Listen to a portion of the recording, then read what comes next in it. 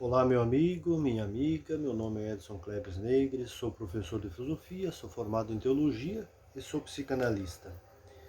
A leitura da Igreja Católica sugerida no calendário litúrgico para o dia 3 de abril, principalmente o Evangelho, João, capítulo 8, versículos de 12 a 20, é a continuação do Evangelho do quinto domingo da Quaresma. Evangelho de João, capítulo 8, versículo 1 a 11. É importante nós fazermos aqui uma reflexão teológica sobre o Evangelho de hoje, fazendo uma ligação com o Evangelho de ontem, mas também trazendo para a nossa discussão teológica a primeira leitura de hoje.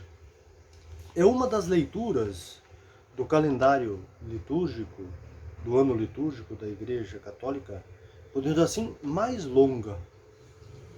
No livro da liturgia são 5 páginas, e na Bíblia também são 5 páginas, mas lembremos que geralmente as Bíblias trazem, em cada página ela é dupla, então como se fossem duas em cada página. E a leitura é do profeta Daniel, capítulo 13, versículo 1 a 9, aí salta para o versículo 15 e lê até o 17. Aí pula para o versículo 19, vai até o 30, e aí salta para o 33 e lê até o 62. Então nós vemos que a leitura realmente ela é bastante, podemos dizer assim, longa em literatura, mas também ela é longa, ou seja, é uma leitura densa, tensa, em teologia, em Bíblia, no sentido de nós vermos como que a parte da literatura quer expressar o povo judeu vivendo num determinado momento, num determinado contexto, fazendo ligação ou referência com outro que já havia passado. E essa maneira de se expressar na Bíblia é bastante, por assim, natural de quem faz teologia ou de quem escreve os conteúdos bíblicos. E então nós vamos ler o Evangelho e aí depois nós faremos a nossa reflexão, fazendo, como eu disse, uma ligação do texto da primeira leitura do profeta Daniel. Porque é importante nós lermos aqui e trazermos para a nossa reflexão aquilo que muitas vezes pode acontecer de nós levarmos ao pé da letra como se fosse realmente uma penalidade justificada pelo crime cometido, como nós veremos então na primeira leitura, mas, como já comentamos em outros momentos, em outros vídeos, ler o Antigo Testamento não é muitas vezes suficiente só ler na íntegra. É preciso nós também termos, então, um entendimento e até mesmo uma espiritualidade do Novo Testamento, e em especial da fé cristã. Por que em especial a fé cristã? Porque nós vamos perceber, então, com Jesus, outra maneira de agir, outra maneira de viver, outra maneira de entender cada fato também do Antigo Testamento. O Evangelho de João, para o dia de hoje, diz assim: Naquele tempo, disse Jesus aos fariseus: Eu sou a luz do mundo. Quem me segue não andará nas trevas, mas terá a luz da vida. Então os fariseus disseram: O teu testemunho não vale, porque estás dando testemunho de ti mesmo. Jesus respondeu: Ainda que eu dê testemunho de mim mesmo, o meu testemunho é válido porque sei de onde venho e para onde vou. Mas vós não sabeis de onde venho, nem para onde vou. Pois vós julgais segundo a carne, eu não julgo ninguém. E se eu julgo, o meu julgamento é verdadeiro, porque não estou só, mas comigo está o Pai que me enviou. Na vossa lei está escrito que o testemunho de duas pessoas é verdadeiro. Ora, eu dou testemunho de mim mesmo, e também o Pai que me enviou dá testemunho de mim. Perguntaram então: onde está o teu Pai? Jesus respondeu: vós não conheceis nem a mim, nem o meu Pai. Se me conhecesseis, conheceríeis também o meu Pai. Jesus disse estas palavras enquanto estava ensinando no templo, perto da sala do tesouro, e ninguém o pretendeu, e ninguém o prendeu, porque a hora dele ainda não havia chegado. Vejamos então, meus caros amigos e amigas, que o texto de hoje do Evangelho, ele faz a continuação do dia de hoje, de ontem, melhor dizendo, no dia 3 de abril, que falava da mulher adúltera que havia sido pega em adultério e levada a Jesus, para que ele pudesse decidir então sobre a vida daquela pessoa, daquela mulher. E é interessante que hoje, então, nessa longa leitura de Daniel, que nós não vamos ler porque realmente é uma leitura bastante assim alongada, mas aí depois vocês podem pegar lá na Bíblia e ler com calma, meditar, pesquisar outras fontes também, outras explicações. Mas é importante que nós tenhamos aqui em mente uma questão bem teológica e bem viva para nós compreendermos como que era no Antigo Testamento. Lembremos que no Antigo Testamento a letra da lei falava, e falava mais do que no Novo Testamento. Ou seja, no Novo Testamento, quando nós, é claro, vamos utilizando a maneira que Jesus vê a lei e a sua prática, e como que ele vive e a pratica a lei. É interessante então nós percebermos que Daniel é um livro que a maioria dos biblistas e teólogos, estudiosos da Bíblia, eles vão dizer que ele foi escrito entre os anos mais ou menos 400 a 200. Muitos vão dizer que ele foi escrito ali pelo ano 200. E o texto de Daniel está querendo criticar, e é importante nós sabermos, criticar o sistema grego. E aqui principalmente o rei Antíoco IV, que foi um rei brutal, agressivo, violento, assim, foi prejudicial à cultura judaica, porque ele queria impor a cultura grega sobre a cultura judaica. Lembremos que ali o Israel, então, estava sendo colônia dos gregos. Mas é interessante que Daniel, se nós vamos lendo já no início do livro, que é composto por 14 capítulos, nós veremos que o Daniel cita Babilônia, os leões, símbolo do poder, poder assim, político, né, cultural, religioso dos babilônicos. Mas aqui o texto, na sua literatura, ele não foi configurado, ou seja, não foi escrito lá na Babilônia. A Babilônia já não existia mais, Nabucodonosor também já não existia mais. E como eu dizia anteriormente, na Bíblia nós vamos encontrar muito isso. Por isso que é importante nós sabermos um pouquinho da cronologia bíblica, para nós irmos colocando, podemos assim, periodizando os livros em cada período, em cada contexto, em cada ano, para nós sabermos como que esses livros foram escritos, para não cometermos um anacronismo, ou seja, às vezes um comentário fora de período. Joaquim, nós sabemos que também foi um rei judeu, ou que exerceu a sua função dentro da monarquia judaica. E é interessante que ele fez esse exercício assim, de rei no ano 609 até o ano 598. Será que o Joaquim aqui, esposo de Susana, não seria então este rei? E Susana, será que seria realmente uma mulher, esta jovem que fala? Porque no Antigo Testamento, por muitas vezes, Israel, e também Jerusalém, a Judéia, é colocada como uma cidade bela, uma bela cidade. Então é importante nós vermos que nós estamos dentro de um mundo aonde quem escreve o livro do Daniel está querendo mostrar algo que está acontecendo com outro que já aconteceu.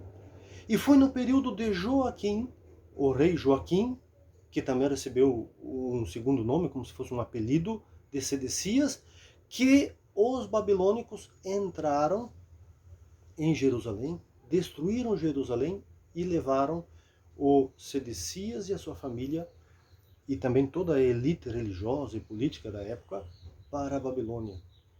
Então é interessante nós percebermos aqui até que ponto realmente Susana é esta mulher colocada como diz o texto, ou se ele está querendo falar, veja, o Israel, ou seja, Judá, foi invadida pelos babilônicos, algo que já havia sido acontecido, e esta cidade, bela cidade, ela foi danificada.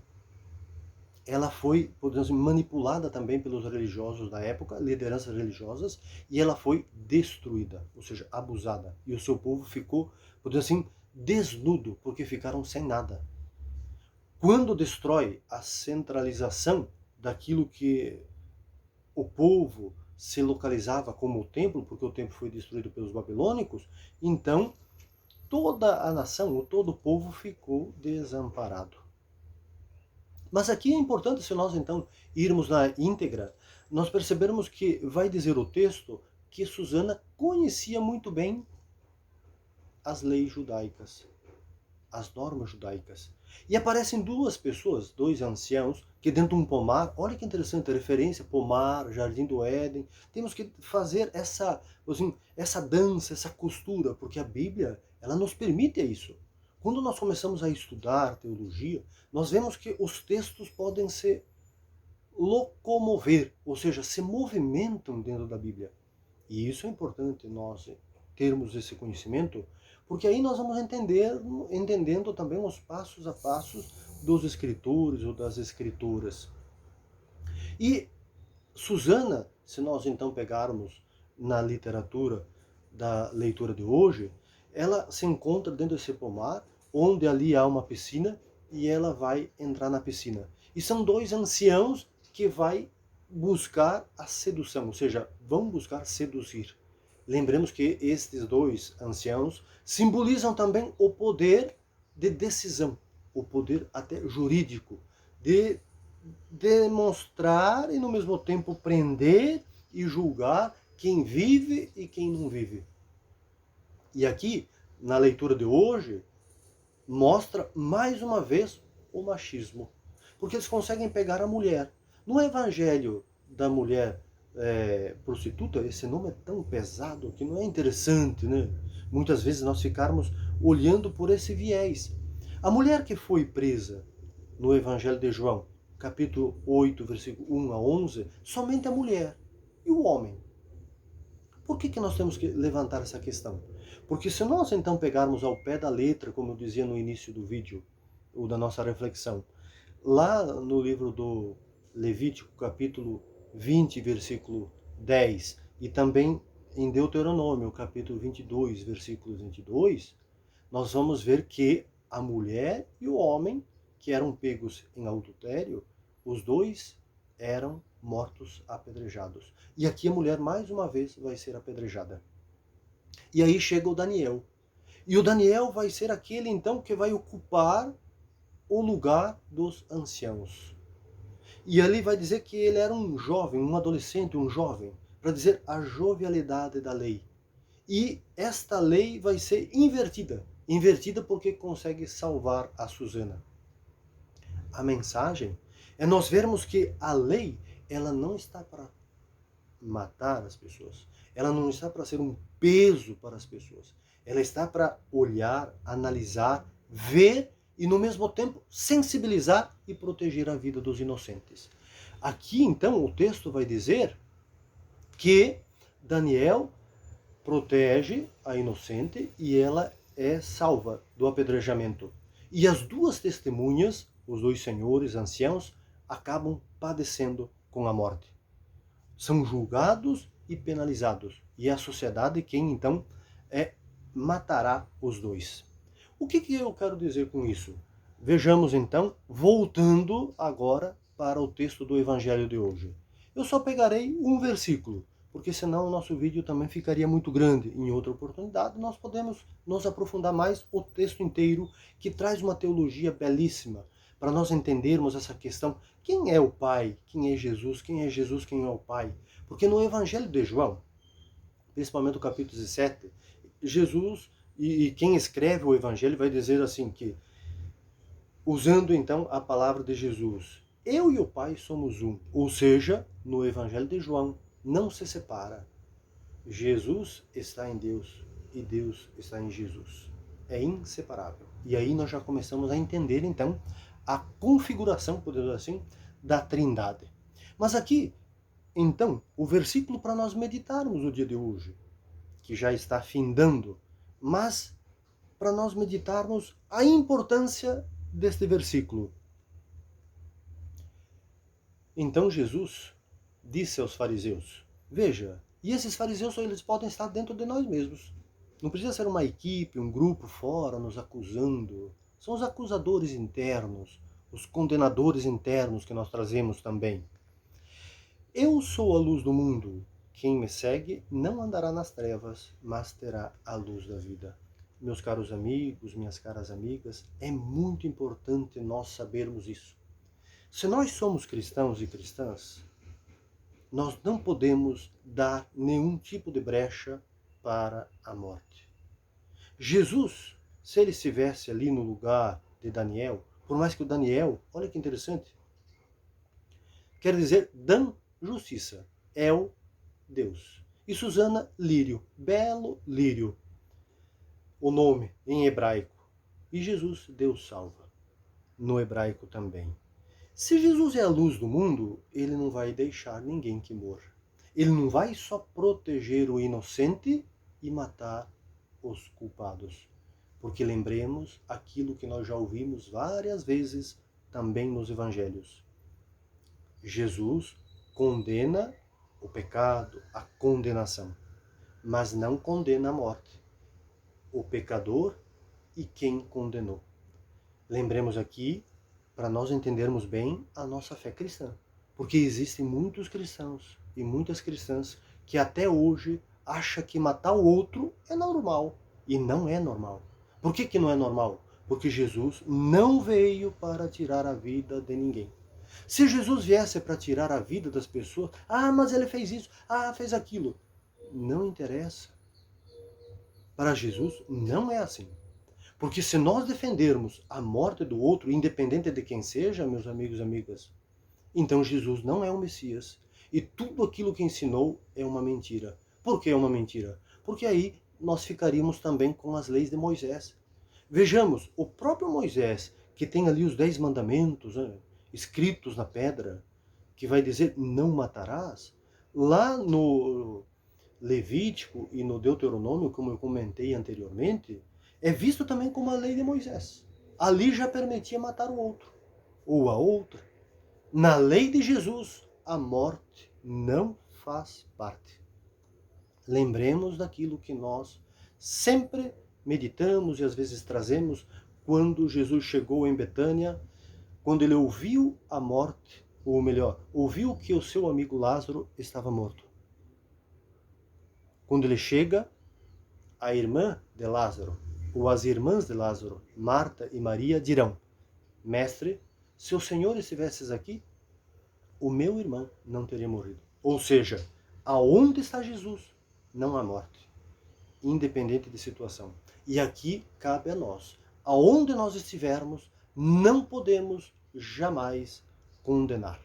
Por isso que tudo aquilo que nós vemos até hoje, usando o nome de Deus, o nome de Jesus, como nós vemos, para justificar até a guerra na Ucrânia, outras guerras também no Iraque, que já se comentaram, utilizando o nome de Deus, esse Deus não é cristão. O Deus cristão, ele veio para proteger, para salvar a todos e a todas. Por isso que temos que ter bastante cuidado, porque as pedras que hoje nós atiramos, amanhã as pedras atiradas podem voltar-se contra nós. Jesus nos ensina a meditarmos, a pensarmos, a refletirmos e a vivenciarmos este versículo. Eu sou a luz do mundo. Quem me segue não andará nas trevas, mas terá a vida eterna. Ou seja, mas terá a luz da vida. E quem tem a luz da vida, quem é possuído pelos dons do Espírito Santo, ele consegue romper as trevas.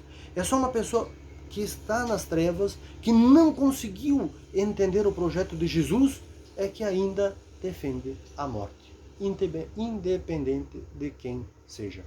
Jesus depende a vida, ou defende a vida de todos. Lembremos daquilo que nós ouviremos aqui uns dias na Sexta-feira Santa. Uma das últimas palavras de Jesus na cruz.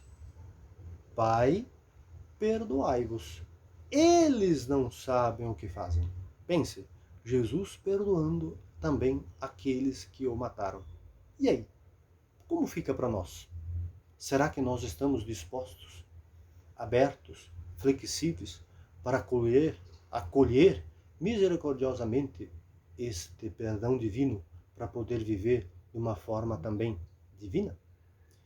Que a luz de Jesus ressuscitado nos ilumine e que tenhamos discernimento e que o discernimento nos ajude a viver, experimentar, partilhar a misericórdia, a compaixão divina uns com os outros.